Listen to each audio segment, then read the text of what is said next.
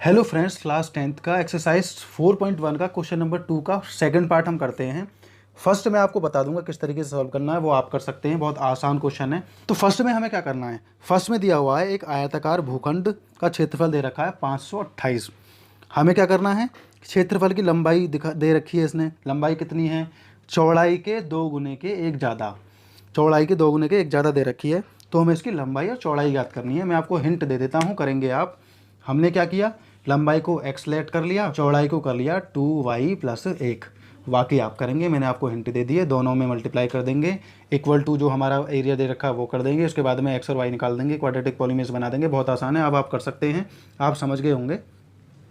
हमने लंबाई को x लेट कर लिया और चौड़ाई को क्या बोला है इसने, लंबाई के कितने अधिक है, लंबाई के बराबर के बाद अगर हम लिखते तो इसे कैसे लिखते, लंबाई हमारी है y, x और y। नॉर्मली हमने इसको लेट कर लिया, लंबाई को x और चौड़ाई को लेट कर लिया y, मतलब मान लिया हमने थोड़ी देर के लिए। अब इसके बाद में इसने शर्त क्या रखी है, शर्त इसने ये रखी है, लंबाई जो है हमारी चौड़ाई के 2 गुने में अगर हम एक और प्लस कर दें, 2 गुने करने के बाद में एक और प्लस कर दें तो हमारी लंबाई के बराबर हो जाएगी। तो ये हमारी बराबर है ऑलरेडी इतने के, ये और हमने बराबर कर दी, 2 की गुणा करके 1 प्लस कर दिया। तो क्योंकि हमें इक्वेशन बराबर बनानी है, ये हमारे सामने इक्वेशन आई है। एरिया आप लोगों को मालूम ही है, एरिया क्या होता है, बाकी आप निकालेंगे, मैंने आपको हिंट दे दिया, बहुत आसान क्वेश्चन था। अब हम जो कर रहे हैं सेकंड पार्ट कर रहे हैं। तो सेकंड पार्ट को हम समझते हैं। सेकंड पार्ट में बोला गया है, the product of 2 consecutive positive integers is 306, we need to find the integers. हमारे सामने कोई भी 2 लगातार आने वाले नंबर, हिंदी में से बोलेंगे क्रमशः है, मतलब लगातार, मान लो जैसे कि 1 आया, उसके बाद में 2 आया, फिर 3 आया, इस तरीके से। तो इसने बोला है कोई भी ऐसे 2 नंबर बताइए जो लगातार आते हों, उन दोनों की अगर हम गुणा करेंगे 306 आता है, तो वो हमारे कौन से नंबर होंगे। तो फाइंड हमें क्या करना है, इंटीजर नंबर करने हैं। पूरा बढ़िया तरीके से लिखना है, मैं लिख देता हूँ। लेट फर्स्ट नंबर हमने क्या मान लिया, फर्स्ट नंबर हमने x मान लिया और सेकंड नंबर हमने मान लिया x + 1। क्योंकि आप भी समझते होंगे, पहला नंबर 1 है हमारा, अगर हम 1 में 1 और प्लस कर दें तो 2 हो जाएगा ना, अगला नंबर आ जाएगा। इसी तरीके से हम x में 1 और प्लस कर दें, मतलब 1 प्लस कर दें, तो हमारे दोनों नंबर आ जाएंगे। तो मान लीजिए ये वो 2 नंबर हैं जिनकी गुणा करने के बाद में 306 आता है। तो है ना, है आसान। तो अब हमें सॉल्यूशन करनी है, तो हम लिखते हैं अकॉर्डिंग टू द क्वेश्चन। तो क्वेश्चन में बोला गया है कि दोनों नंबरों की गुणा करने के बाद में हमारा बराबर आता है 306। ये हमारी इक्वेशन बनानी है हमें, कौन सी, क्वाड्रेटिक इक्वेशन। तो हम करना शुरू कर देते हैं। x की x में करेंगे, x की घात 2 आ जाएगा, x की 1 में करेंगे तो x आ जाएगा, बराबर 306। अब इसे हम बराबर से पहले ले आएंगे, x की घात 2 + x - 306 बराबर 0। तो ये वही इक्वेशन है जिसे हम निकाल रहे थे। देखो कितना ज़्यादा आसान हो गया, हमारा 2 नंबर के प्रोडक्ट हो गए हमारे और हमारी क्वाड्रेटिक इक्वेशन भी निकल आई। तो इसी तरीके से होगा हमारा। तो इसका थर्ड पार्ट और कर लेते हैं, उसके बाद में बाकी के पार्ट आप करेंगे। तो थर्ड पार्ट को सॉल्व करते हैं फटाफट से। दूसरे क्वेश्चन का थर्ड ऑप्शन भी करते हैं, समझते हैं पहले।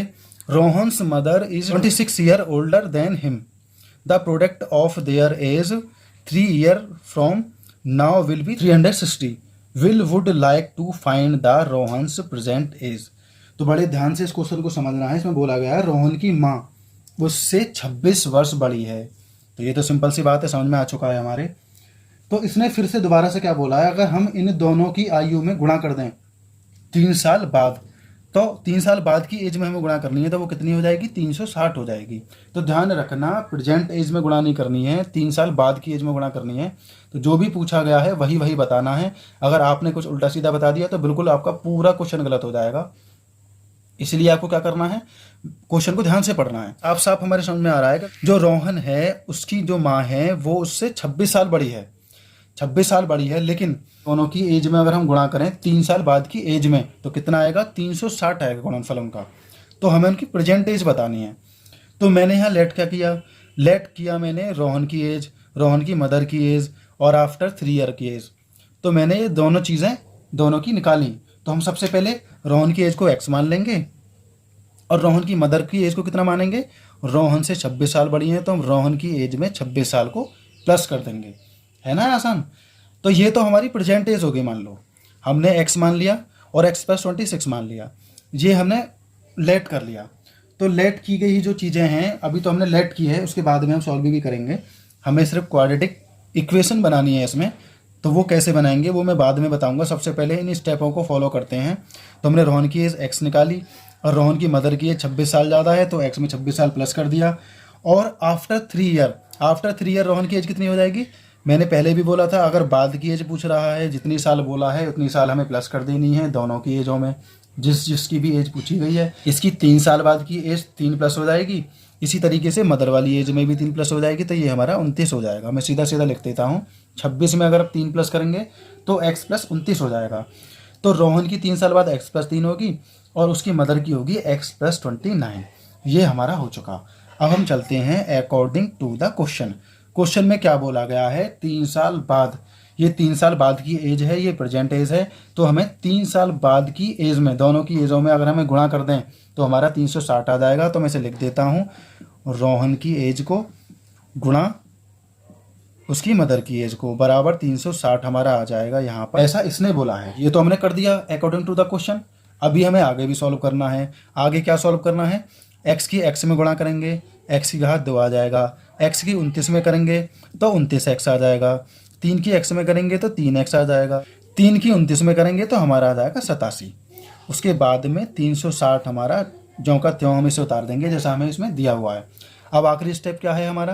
पहले हम देखते हैं x की पावर 2 वाला भी कोई है, नहीं है, तो हम उतार देते हैं x की घात 2।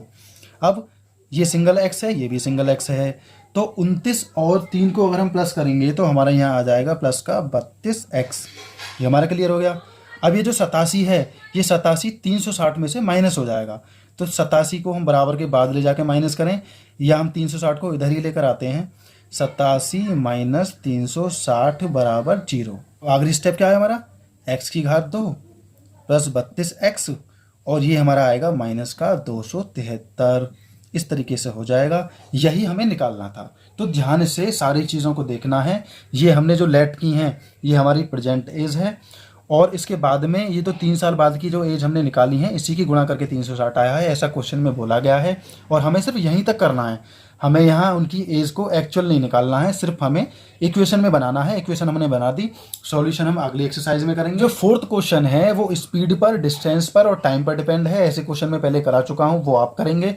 बाकी के जो पार्ट हमारे बचे हैं वो सभी आप करेंगे। और एक और बात मैं आपको बताना चाहूँगा, आज तक जितनी भी एक्सरसाइज हमने की हैं 10th में या 9th में, उन सभी के जो भी पार्ट रह गए होंगे वो मैं उन्हें कभी बनाकर आपको अनलिस्टेड वीडियो की जब भी लिंक चाहिए मुझे आप कमेंट कर सकते हैं, मैं आपको उनका लिंक भेजूंगा।